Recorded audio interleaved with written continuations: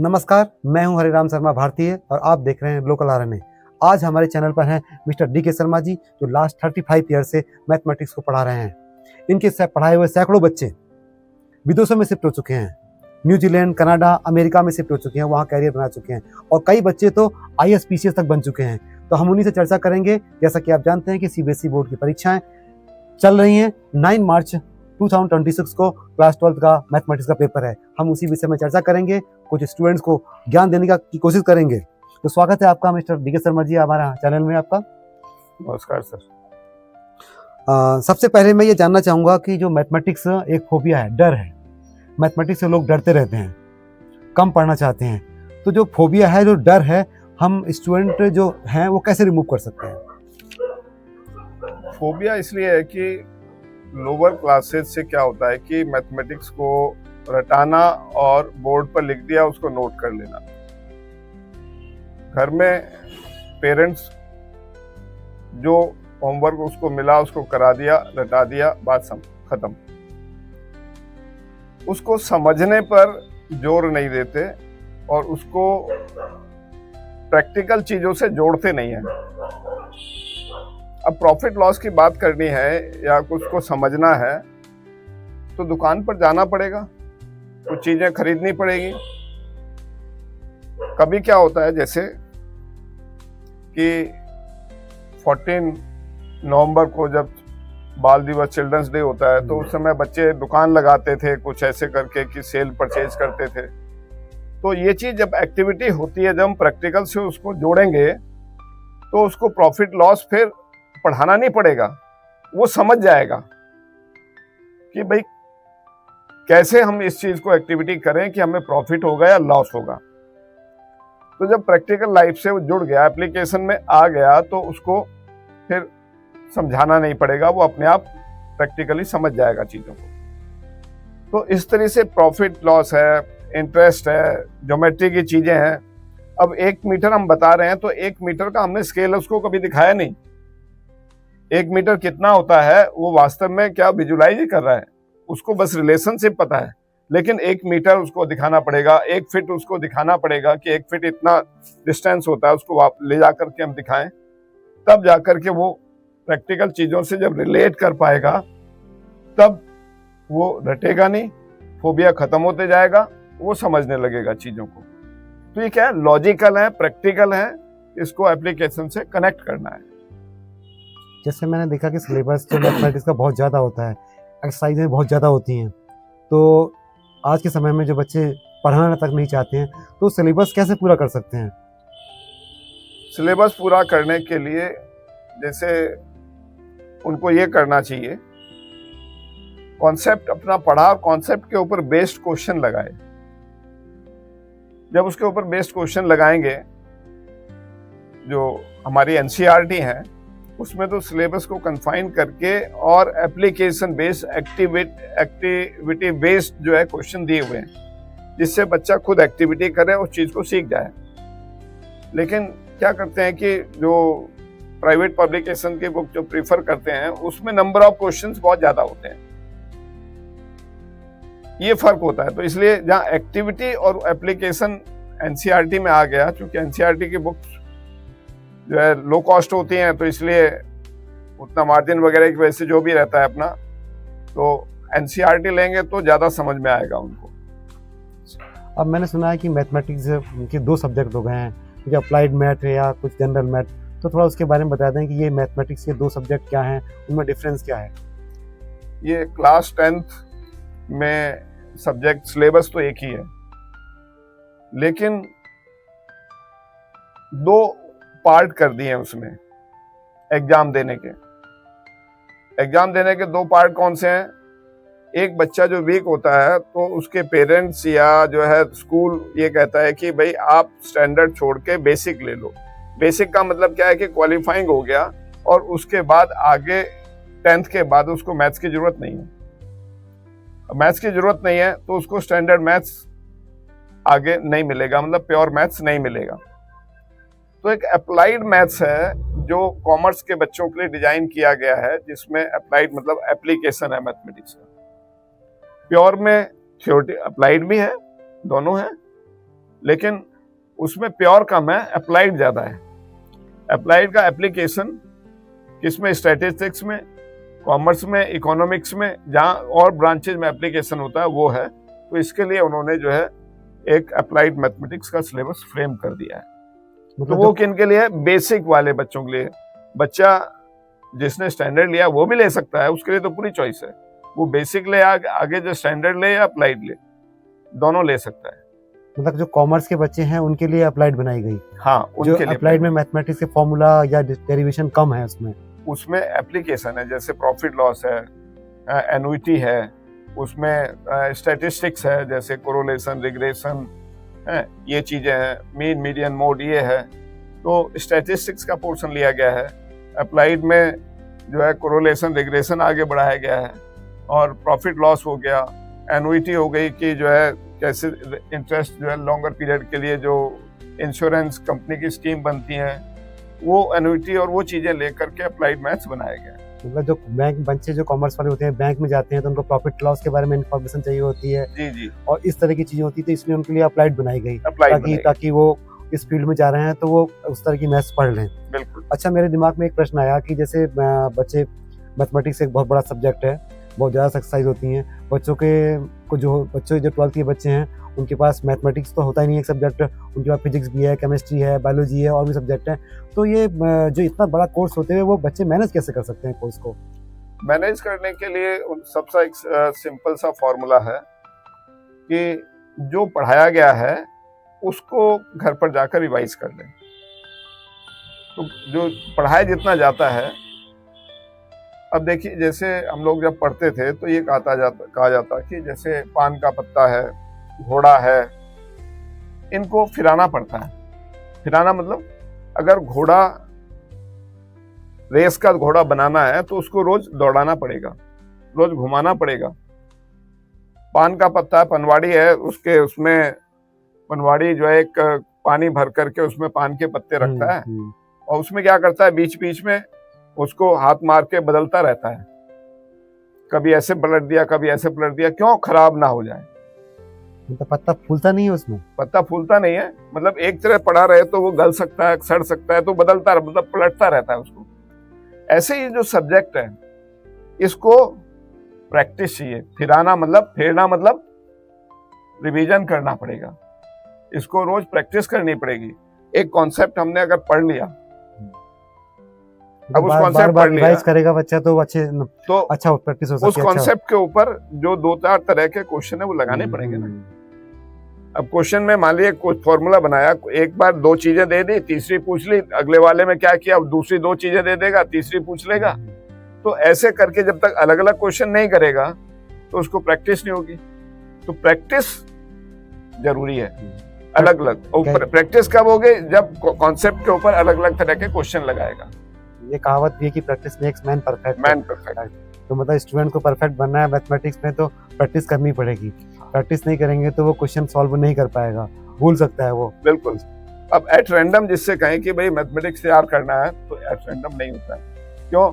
और सब्जेक्ट में क्या है कि आपने याद कर लिया, अब ये याद करने का विषय तो है नहीं। इस सब्जेक्ट में तो आप कॉन्सेप्ट पढ़ेंगे, उसके बाद लगातार प्रैक्टिस करेंगे, फिर लॉजिकली चीजों को सोचेंगे। क्यों? आप अगर मैथमेटिक्स के स्टूडेंट हैं तो कॉन्सेप्ट के ऊपर आपके दिमाग में प्रोसेसिंग चलनी चाहिए। ये हमारे पास फॉर्मूला है तो इसके ऊपर हम क्वेश्चन कैसे फ्रेम करेंगे। बच्चा अगर क्वेश्चन फ्रेम करना सीखेगा तो उसका सलूशन अपने आप ऑटोमेटिकली उसके दिमाग में आ जाएगा। इस फॉर्मूले के ऊपर क्वेश्चन कैसे बनेगा, ये क्वेश्चन बनाना उसको आएगा तो इसका मतलब उसको सलूशन आएगा। तो ये क्वेश्चन की फ्रेमिंग बहुत जरूरी है। जब फॉर्मूला आता है तो उसके एप्लीकेशन के लिए क्वेश्चन बनाना। इसका मतलब बच्चों को जब उत्तर पता है कि आंसर ये है, पेड़ है, पौधा है, तो उस पर क्वेश्चन कैसे बनेगा वो सब कॉन्सेप्ट समझ में आ सकता है, उसको समझ में आ सकता है। अब जैसे हमने कहा प्रॉफिट लॉस हमें पढ़ाना है, तो उसके ऊपर क्वेश्चन बनाया, भाई इतने में ली, इतने में बेची, तब उसे पता चलेगा ना प्रॉफिट हो रहा है या लॉस हो रहा है। इतने में ली, उससे कम में बेची, लॉस हो रहा है। तो जब इस तरह के क्वेश्चन बताएगा तो इसका मतलब उसको प्रॉफिट लॉस का कॉन्सेप्ट समझ में आ गया है। चलिए अब हम बात कर लेते हैं जो क्लास 12 के बच्चे हैं, जो कई बच्चे मैथमेटिक्स तो पढ़ रहे हैं, सब्जेक्ट तो ले ही लिया उन्होंने, अब समय भी कम रह गया है और बच्चे वो नंबर प्री बोर्ड में भी अच्छे लेके नहीं आ पा रहे हैं।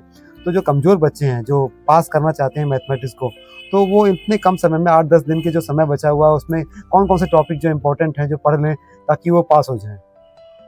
उनको पास होने के लिए क्या करना चाहिए? सबसे पहला तो वो ले ले मैट्रिक्स और determinant. Matrix determinant easy chapter है और इसका वेटेज भी अच्छा है। मैट्रिक्स डिटरमिनेंट जो पार्ट है वो अलजेब्रा का है। अलजेब्रा का वेटेज है 10 मार्क्स का। इस 10 मार्क्स में बहुत है 10 मार्क्स मैट्रिक्स जैसे आसान सब्जेक्ट में। लेकिन सीबीएसई का सर्वे क्या कहता है, ये बहुत आसान चीज है, लेकिन बच्चे क्या करते हैं, प्लस माइनस में गड़बड़ कर देते हैं। कॉपी चेक होने के बाद सीबीएसई ने सर्वे किया, उन्होंने कहा इतना आसान चैप्टर होते हुए भी सिर्फ 20% बच्चे ही फुल मार्क्स स्कोर कर पाते हैं। थोड़ी सी लापरवाही प्लस माइनस की वो सम जो है उसका गड़बड़ कर देती है।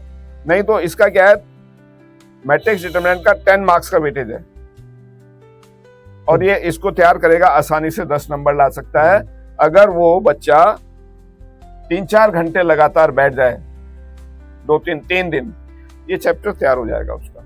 और बाकी के नंबर कैसे कहाँ से ला सकता है वो? एक तो ये चैप्टर हो गया, ठीक है। और जो दूसरा चैप्टर है वेक्टर है, जो साइंस का बच्चा है वेक्टर फिजिक्स में भी पढ़ता है। फिजिक्स में पढ़ता है, हमने भी पढ़ी थी फिजिक्स में वेक्टर्स वगैरह, और यहाँ भी पढ़ता है। वेक्टर में 2 चीज है, डॉट प्रोडक्ट और क्रॉस प्रोडक्ट। वो पहले पढ़ चुका है, यहाँ रिवीजन करना है उसको। पिछले सालों के बोर्ड के क्वेश्चन लगा दे, जो अपनी एनसीईआरटी है वो क्वेश्चन प्रैक्टिस कर ले, तो उससे जो हमारा वेक्टर और का वेटेज है, वेक्टर और 3D का वेटेज है 14 मार्क्स का वेटेज है। ये बहुत बड़ा वेटेज है। ये 2 चैप्टर ही उसको पास करा सकते हैं। 10 नंबर वहां लिया है, 14 नंबर यहाँ लिया है, 24 हो गए। 3D है, 3D में जो हमारे पास टॉपिक है, equation of straight line from 1 point form, 2 point form, point of intersection, shorted distance, बहुत कम है, बहुत सिलेबस कम हो गया है 3D का। मतलब 3D और वेक्टर को मिला करके 14 मार्क्स स्कोर कर सकता है। और 3D और वेक्टर जैसे मैंने कहा कि जो है 2-2 घंटे अगर ये लगाएंगे बच्चे, 2-3 घंटे जो है अगर 3-4 दिन लगाएंगे तो ये दोनों चैप्टर भी तैयार हो जाएंगे। अच्छा, जो बच्चे जो टॉपर हैं, मैंने देखा कई बच्चे जो प्री बोर्ड की परीक्षाएं भी चल रही हैं आजकल, तो वो 90 मार्क्स स्कोर करके आ रहे हैं, बस उनका 10 मार्क्स का फासला रह गया है। तो वो कौन कौन से टॉपिक और तैयार कर लें ताकि वो 95 या 98 या 100 तक पहुँचे? टॉपिक तैयार करने का तो इसमें वो नहीं होता है कि मतलब टॉपिक तैयार किया जाए, जो थोड़ा मेरे कहने का मतलब है कि कोई और कुछ कितना पढ़ लें। जो थोड़ा ये गैप बचा हुआ है ना, ये गैप इसलिए आ रहा है कि बच्चे जो सैंपल पेपर हैं, क्वेश्चन पेपर पिछले सालों के, प्रीवियस ईयर क्वेश्चन पेपर, हाँ प्रीवियस ईयर हो गया, जो सैंपल पेपर हो गए, वो टाइम बाउंड बैठ करके 3 घंटे उसको लगाएं।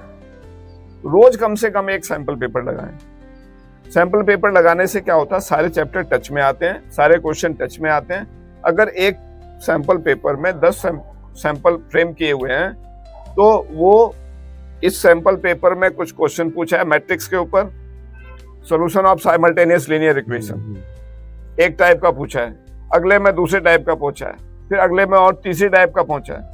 इस तरह से इन तीनों के अलग अलग टाइप पूछने से सारे क्वेश्चन कवर हो गए और फिर पूरा का पूरा सिलेबस टच में आ गया। तो इससे बच्चा नंबर बढ़ा सकता है अपने। तो उससे क्या होगा, टाइम बाउंड है तो स्पीड बनेगी भाई, हर एक चैप्टर टच में आएगा, स्पीड बनेगी। चैप्टर वाइज करने से क्या होता है कि चैप्टर उसी चैप्टर में कन्फाइंड रहेगा और 3 घंटे बैठ के सिटिंग के हिसाब से सैंपल पेपर नहीं लगाएगा, तो उसका क्वेश्चन पेपर जो है 3 घंटे में पूरा नहीं होगा, क्योंकि प्रैक्टिस नहीं है ना, उसकी बैठने की सिटिंग नहीं है। अब वो 3 घंटे बैठ करके एक सीट पर अपने पेपर लगाता है लगातार 10 दिन तक, तो जो 20 नंबर का प्रैक्टिकल होता है, 80 नंबर की थ्योरी होती है। अब जो उसका गैप आ रहा है, कहां से कहां गैप आ रहा है, 70 से 80 तक पहुंचना है उसको। 70 से 80 पहुंचने के लिए उसको क्या करना है, लगातार सैंपल पेपर लगाना है, और एक तो लगाना ही लगाना है। अगर 2 लगा लेगा तो और भी अच्छा हो जाएगा। जो 70 से जो 70 से जो गैप है 80 तक का, वो कम होते जाएगा। और जब लगा लेगा उस 15-20 सैंपल पेपर, वो गैप पूरा भर जाएगा, तो वो 70 से 80 तक पहुंच जाएगा। जो उसकी गलती होगी तो फिर क्या होगा, ऐसा लगाने से उसके पास 3 घंटे से पहले क्वेश्चन पेपर पूरा कर लेगा और 3 घंटे क्वेश्चन पेपर पूरा करने के बाद उसके पास रिवीजन के लिए भी टाइम बच जाएगा। अच्छा, कोई सैंपल पेपर आप दिखा सकते हैं जो हम अपने दर्शकों को दिखा दें कि जो बच्चा अच्छा है कम समय में कर सकते हैं, अगर आपके पास है तो कोई? सैंपल पेपर तो है, खैर कोई भी सैंपल ले, प्रैक्टिस का मैटर है, ये एग्जाम आइडिया है हमारे पास सैंपल पेपर। देखिए सर ने दिखा रहे हैं हमें एक एग्जाम आइडिया मैथमेटिक्स का। ये मार्क्स का इंक्रीमेंट कर सकता है आपको, अगर लगातार पढ़ेंगे स्टडी करेंगे तो ये जरूर इससे आप मार्क्स का इजाफा कर सकते हैं। तो क्या सर इसमें प्रीवियस ईयर क्वेश्चन भी हैं, इसमें पेपर्स भी हैं? हाँ, इसमें बोर्ड के क्वेश्चन दे रखे हैं। तो जो लास्ट ईयर आए थे वो लास्ट ईयर आए हुए चैप्टर वाइज दे रखे हैं। अच्छा, ये लिखा हुआ है इसमें बेसिक 2023 24 उस बार आया हुआ है, तो इससे बच्चे तैयार कर सकते हैं, प्रैक्टिस कर सकते हैं कि ये तो बहुत अच्छी चीज है। कहते हैं बच्चों, मेरे हिसाब से तो प्रैक्टिस करनी चाहिए बच्चों को। अभी तो समय है, हफ्ते 10 दिन का समय है, आप करेंगे प्रैक्टिस तो जरूर मार्क्स बढ़ जाएंगे। और लास्ट में इसमें सैंपल पेपर दिए हुए हैं, प्रैक्टिस उनके सैंपल पेपर की प्रैक्टिस। अच्छा, मतलब जो पेपर मैथमेटिक्स का जो आना है बोर्ड में उसका एक सैंपल, हाँ सैंपल दे रखे हैं। 3 घंटे का समय निकाल कर बच्चा अपना खुद प्रैक्टिस कर सकता है। हाँ, कुछ 8-10 जो सैंपल पेपर दे रखे हैं। तो देखिए इसमें केवल प्रैक्टिस पेपर ही नहीं है, इसमें एक सैंपल पेपर भी है इसमें जो अनसॉल्व्ड है, और वो अब उसको 3 घंटे डिसाइड करके बैठ जाइए घर में और आराम से इसको करिए और खुद एवोल्यूशन कर लीजिए और चेक कर लीजिए अपने आप को कि आप कितना अपर लेवल है। कर ले, हमारे पास लेके आ जाए, हम एवोल्यूट कर देंगे। देखिए सर ने कहा कि देखिए आप कर लीजिए, आपको करना है तो आप कर लीजिए, ये सर क्या हमारे पास जरूर हमारे पास भी भेज सकते हैं आप, हम उसको सोल्यूशन जरूर दे देंगे उसका। तो ये तो बहुत अच्छी चीज़ है कि एग्जाम आइडिया, मुझे लगता है कि काफ़ी अच्छी बुक है, आप दिखा रहे हैं आप। हमारे समय में चला करती थी, हम भी पढ़ते थे, अब इसका थोड़ा मॉडिफाइड वर्जन हो गया है ये अब तरह से। अच्छा चलिए, तो बहुत अच्छी बात। अच्छा, मैंने इस बार सुना है कि जो कॉपी करेक्शन है क्लास 12 का, कुछ ऑन स्क्रीन होना है, कॉपी ऑनलाइन होना है, तो इससे कुछ मार्क्स पे कुछ फर्क पड़ेगा बच्चे का? कहीं गलतियां ना हो जाए, जिससे जो कॉपी कह रहे हैं कि उनको इंटरनेट पे आएंगी और टीचर बैठ के उसको इंटरनेट पे नेट पे कॉपी चेक करेगा, और तो कहीं ऐसा ना हो कि बच्चों के मार्क्स कुछ कम हो जाएं या कुछ थोड़ा इसके बारे में बता दीजिए। ये ऑन स्क्रीन मार्किंग होगी, OSM बोल रहे हैं इसको, और इसकी ट्रेनिंग चल रही है, रोज प्रैक्टिस कर रहे हैं। जो 11-12 के जितने भी टीचर्स हैं वो अपने अपने सब्जेक्ट के पर उनके पास आ रहे हैं ऑनलाइन, उनकी प्रैक्टिस कर रहे हैं। और लॉस का तो प्रश्न नहीं होता है, क्यों, टीचर जहाँ तक होता है कि बच्चे का फेवर ही करता है। बच्चा जितना एक्सपेक्ट करता है तो उससे बच्चे के ज़्यादा ही मार्क्स आते हैं, तो उसका कहीं से कहीं तक लॉस नहीं होना है। तो इसमें स्टेप वाइज मार्किंग होगी, इसमें भी? हाँ, स्टेप वाइज मार्किंग होगी। एक क्वेश्चन में मान लीजिए 6 स्टेप हैं, हम उसके पूरे 6 स्टेप में मार्क्स देंगे तभी अगले वाले क्वेश्चन पे बढ़ पाएंगे, नहीं तो तब वो आगे नहीं बढ़ेगा। मतलब पहला जो क्वेश्चन नंबर 1 टीचर चेक कर रहा है तो उसके जो 6 स्टेप्स हैं, तो 6 के मार्क्स दे दिए हमने, तभी हम क्वेश्चन नंबर 2 पर पहुंचेंगे, तभी आगे पहुंच पाएंगे। अगर एक क्वेश्चन में 2 स्टेप हैं, एक में 1 नंबर, एक में आधा नंबर, एक में और आधा नंबर, ऐसे करके 3 स्टेप में है, तो पहले एक आधा जब उस क्वेश्चन में तीनों स्टेप में नंबर दे देंगे, तब जाकर के वो क्वेश्चन ग्रीन होगा, वो ग्रीन होगा तब अगले क्वेश्चन पे हम जा पाएंगे। इसका मतलब इसमें गलतियां कम होंगी, और कई बार क्या होता है कि कॉपी चेक होती है तो कोई क्वेश्चन छूट जाता है, छूटने का कोई चांस नहीं है करेक्शन में। छूटने का चांस तो पहले भी नहीं था, छूटने का चांस अब भी नहीं है। क्यों? क्वेश्चन नंबर 1 आएगा, उसके आगे मार्क्स चढ़ते जाएंगे, और टोटलिंग का भी कोई गलती का वो चांस नहीं है।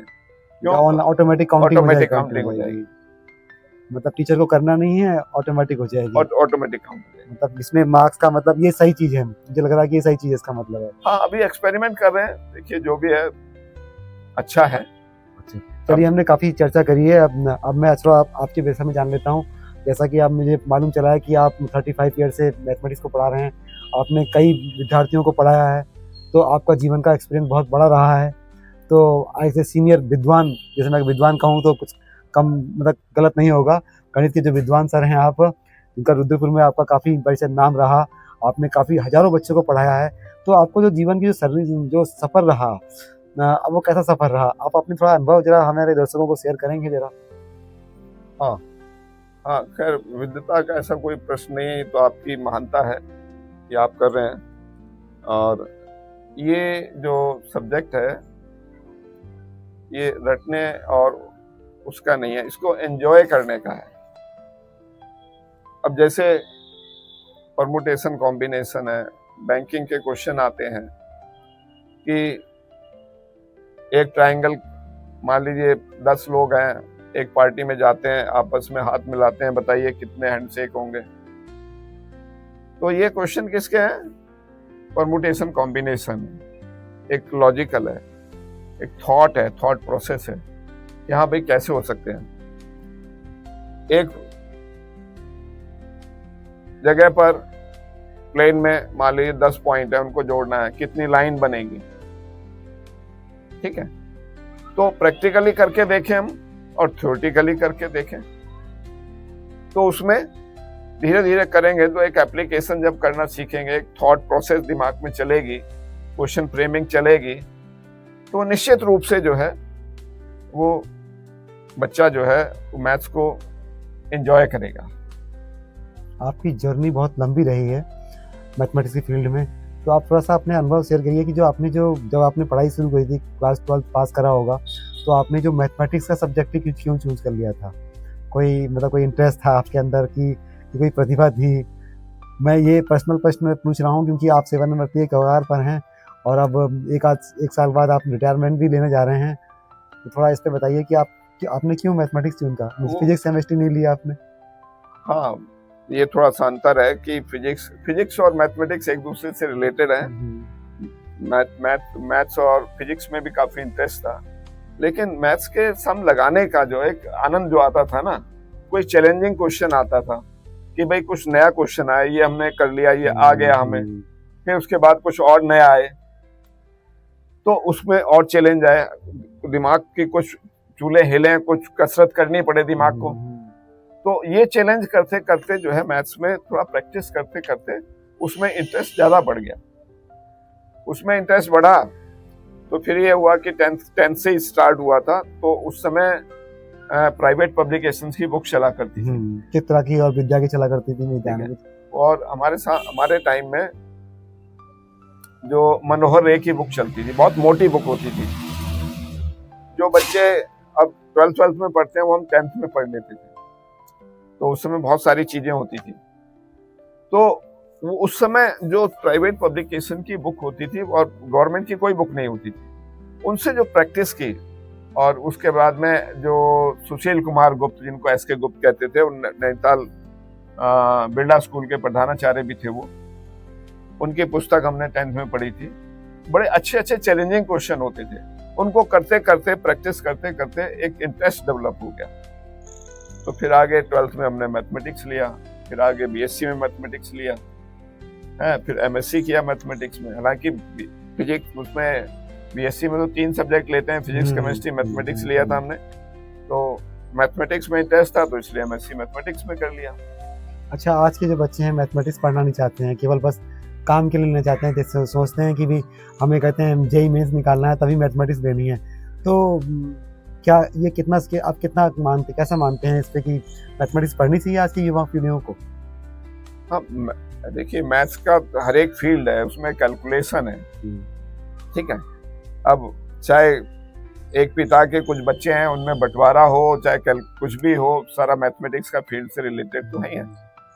अब बच्चे को मैथ्स में, अब जो जेईई में जा रहा है, बिना मैथ्स के तो होना नहीं है, एनडीए में जाना है, बिना मैथ्स के होना नहीं है, ठीक है। अब मैथ्स के मतलब मेहनत से बच्चा जो है थोड़ा पीछे हट रहा है, प्रैक्टिस से पीछे हट रहा है। बस देख ले वो, इसमें या तो ऑनलाइन देख ले, ऑनलाइन सुन ले, कलम चलाने का जो उसका वो है, वो प्रैक्टिस कम हो गया। इसलिए आप देखेंगे कि जो हैंडराइटिंग पहले हुआ करती थी, अब वो हैंडराइटिंग है नहीं उतनी बढ़िया बच्चों की। क्यों? लिखने की उनको अभ्यास रहा नहीं, लिखते नहीं है वो, कम से कम लिखते हैं। तो क्या चाहिए उनको? प्रैक्टिस करनी है, लिखना है। पहले का बच्चा जो है, पहले हम पढ़ते थे तो एक पुस्तक होती थी, इसमें लिखते थे हम, अच्छी बार बार लिखते थे उसको, तो हमारी हैंडराइटिंग अच्छी होती थी। अब तो बच्चों के पास देखता हूँ समय ही नहीं है पढ़ने के लिए, तो वो हैंडराइटिंग कहाँ डेवलप करेगा? ये स्किल लुप्त होती आ रही है, हैंडराइटिंग की स्किल लेता हूँ मैं। हैंडराइटिंग की स्किल लुप्त हो रही है और इसके ऊपर जो है इतना ध्यान भी नहीं दे रहे हैं। कंप्यूटर का जमाना चल हुआ है, आईटी का जमाना है, बच्चे हाथ से लिखने के बजाय कंप्यूटर से लिखते हैं, कंप्यूटर लिख लेते हैं, मोबाइल से टाइप करते हैं, तो हाँ, वो जो लिखने की जो कौशल है हाथ का, वो देखा जाए तो कम होते जा रहा है। अच्छा, अब मैं जानना चाहूंगा कि कुछ आपके जीवन के कुछ विशेष पहलू रहे होंगे, कुछ यादगार मैथमेटिक्स से कुछ यादगार क्षण रहे होंगे, तो जरा उसको भी जरा साझा कर दीजिए हमारे दर्शकों के साथ में। अब समय काफी बदल गया है। एक समय ऐसा था कि बच्चे को एक ही चीज 4 बार बताएं तो ऐसे देखता था, ऐसे सुनता था कि जैसे पहली बार सुन रहा है। अब बच्चों का कंसंट्रेशन पहले के मुकाबले बहुत कम हुआ है। इसके बहुत सारे फैक्टर हैं, मोबाइल हो गया या और जो है टीवी वगैरह और बहुत सारी चीजें हो गई। और हालांकि हमारा जो टाइम था, आपका हमारा टाइम जो था, वो ग्राउंड में ज्यादा बीतता था। बिल्कुल सही कह रहे हैं। ठीक है, स्कूल से जैसे ही पहनते थे बैग पटका, और उसके बाद पटका ही बोलते थे हम, फेंक दिया बस, सीधे कपड़े पहने और उसके बाद भाग लिए, खेलने चले जाते हैं बस। अब ने कहा भाई कहाँ खेलता है, उन्हें मोबाइल के ऊपर खेलता हूँ। कहाँ खेलता है, कंप्यूटर के ऊपर खेलता हूँ। तो फिजिकल गेम तो अब खत्म ही हो गया, फिजिकल गेम खत्म हो गया। तो जो कहते हैं मैथमेटिक्स पढ़ने के लिए मेंटल चाहिए, मेंटल एबिलिटी ज्यादा चाहिए, तो फिजिकल गेम तो खेल ही नहीं रहा है वो, बस खाली मोबाइल में लगा है, तो उसका दिमाग का डेवलपमेंट तो हो नहीं रहा है।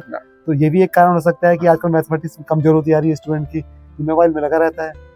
हाँ, उससे क्या रेडिएशन में रहता है।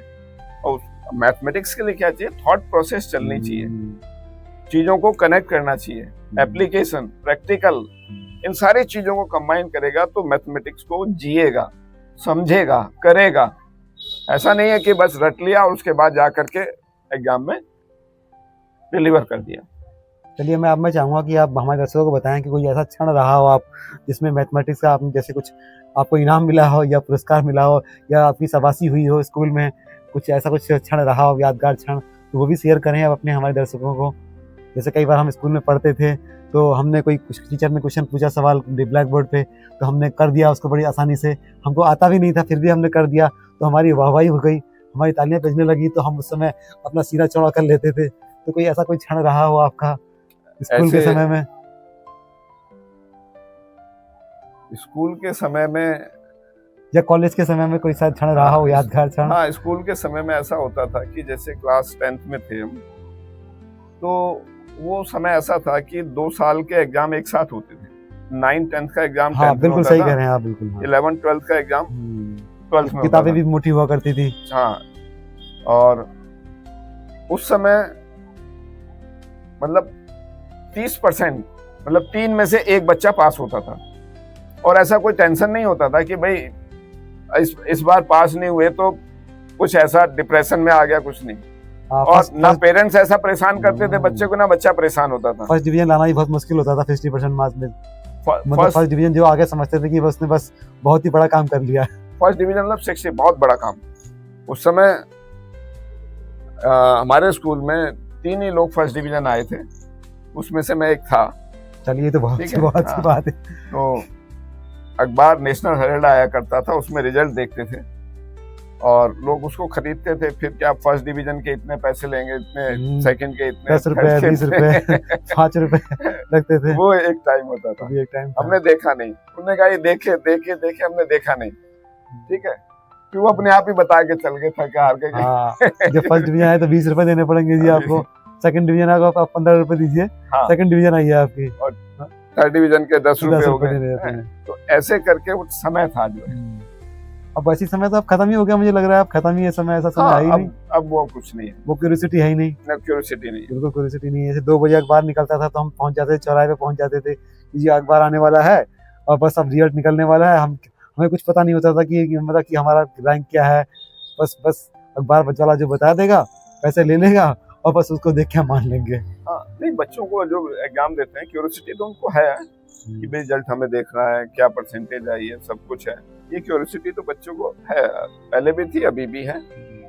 बस अंतर सिलेबस का हो गया, बच्चों के पढ़ने में अंतर हो गया है, खेल कूद में अंतर हो गया है, और ये अंतर है।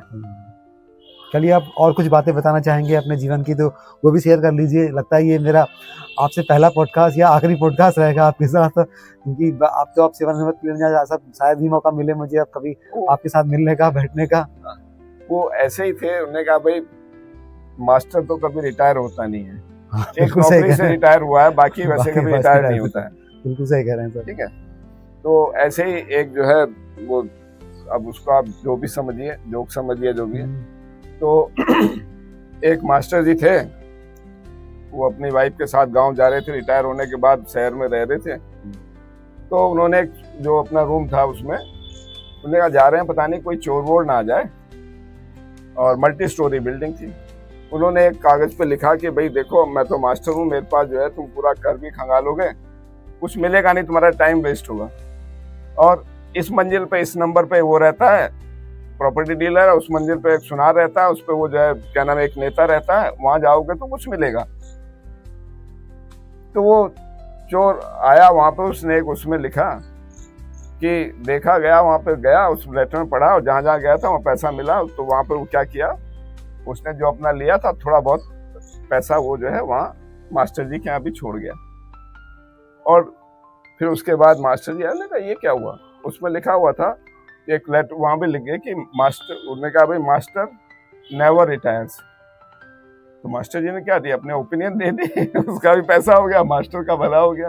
मतलब ये तो एक जोक जैसा हो गया कि जो है उनके अपनी जो है। मुझे भी एक शेर याद आ गया, कुछ लाइनें याद आ गई कि आपके लिए सदा महकती रहे फूलों की खुशबू, यूं ही कटते रहे जीवन, काश मैं भी एक फूल होता, मैं भी महका करता, हर पल फैलाता खुशबू। तो एक लाइन और भी याद आ रही है, ये मेरे पुराने मित्र हैं जी। मित्र व साथी जितने पुराने होते जाते हैं जिंदगी में उनकी अहमियत बढ़ती जाती है। मित्र व साथी जितने पुराने होते जाते हैं जिंदगी में उनकी अहमियत बहुत बढ़ती जाती है। इसलिए मैं कहता हूँ कि वक्त को बदलने की कोशिश ना करें, वक्त को बदलने की कोशिश ना करें, कुछ नए साथी बनाएं, कुछ नए साथी बनाएं, उन्हें अपनेपन का एहसास दिलाएं। वक्त आने पर देखना, वक्त आने पर देखना समय तुम्हारा फूलों की तरह महक उठेगा। जी जी, बहुत तो मुझे लाइन याद आ गई आपकी, आपके पॉडकास्ट करते करते मुझे पहले लिखी थी लाइनें हैं, तो लाइनें आ गई, याद आ गई। तो अगर आप अंत में कुछ बच्चों को अपने मोटिवेट करना चाहें, क्लास 12 के बच्चों को, तो वो भी मोटिवेट कर दीजिए। क्लास 12 को बच्चों को मोटिवेट करने के लिए यह है कि देखिए जो बच्चों से बातचीत होती है तो उसमें कहते हैं कि हमारा क्वेश्चन पेपर छूट जाता है, रिवीजन नहीं कर पाते हैं, ठीक है। तो पहली बात तो ये है कि वो स्टार्ट करें 5 मार्क्स के क्वेश्चन से। क्यों 5 मार्क्स के क्वेश्चन जो है वो ट्रेडिशनल होते हैं, पता रहता है कि कौन कौन से चैप्टर से आएंगे। अब 5 मार्क्स का क्वेश्चन है, हम कहें कि भाई एक मैट्रिक्स से आता है, एक 3D से आता है, एक इंटीग्रेशन से आएगा। ये सिलेक्टेड क्वेश्चन है और ये बहुत सालों से आ रहे हैं। तो सबसे पहले क्या करें, वो ये वाला जो है सबसे वाला ये वाला जो पोर्शन है 5 मार्क्स वाला उसको सॉल्व कर ले, 3 मार्क्स वाला सॉल्व कर ले।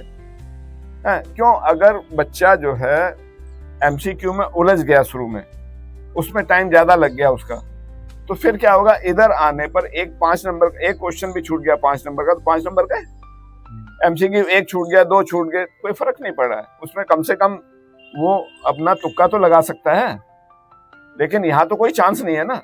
यहाँ तो वो नहीं भाई, वहां तो क्या करना है, उसको टिक लगाना है, 3 ABCD में से कोई भी एक चॉइस लिख सकता है वहां पे, चाहे उसके पास 1 मिनट का टाइम हो, सारे का वो लिख देगा। लेकिन वहां तो चांस नहीं, वहां तो पूरा सोल्यूशन करना पड़ेगा। तो वो कहाँ से स्टार्ट करे, 5 मार्क्स का करे, फिर 3 मार्क्स का करे, फिर 2 मार्क्स का कर ले, फिर उसके बाद में केस स्टडी है उसको कर ले, फिर MCQ कर ले लास्ट। और इससे क्या होगा, अगर MCQ इससे करके देखा तो कई बच्चों को बताया हमने, तो उन्होंने बताया कि हमने 3 घंटे में पूरा कर लिया क्वेश्चन पेपर और उनके पास रिवीजन के लिए भी समय बच गया। तो कहां से शुरू करें, ट्रेडिशनल क्वेश्चन से शुरू करें, जिससे उनके पास रिवीजन के लिए भी टाइम बच जाए और क्वेश्चन पेपर पूरा हो जाए। तो ये लगता है कि हमने क्लास 12 के बच्चों को बहुत मोटिवेट कर दिया है। हमारी जो ब्रॉडकास्ट है काफी लंबा हो गया है। बच्चों के लिए अंत में कहना चाहूंगा, मैथमेटिक्स के लिए, लौट कर नहीं आएगा यह वक्त, लौट कर नहीं आएगा यह वक्त जो साथ चल रहा है। एक दौर ऐसा भी आएगा जब हम साथ नहीं होंगे लेकिन वक्त चल रहा होगा। हाँ। तो बच्चों, आपको एग्जाम में अच्छा करिएगा, ऑल द बेस्ट दे रहे हैं हम दोनों लोग, ऑल द बेस्ट है आपको, ऑल द बेस्ट। और तो लगता है कि आपको ये हमारा जो पॉडकास्ट है ये मैथमेटिक्स का अच्छा लगा होगा, तो आप जरूर लाइक करिएगा और सही मित्रों के साथ शेयर करिएगा और हमारे चैनल को सब्सक्राइब भी करिएगा। तो चलिए मिलते हैं आपको एक नई वीडियो में कुछ नए लोगों के साथ। तब तक के लिए आप कर देते हैं आपका all the best, God bless you.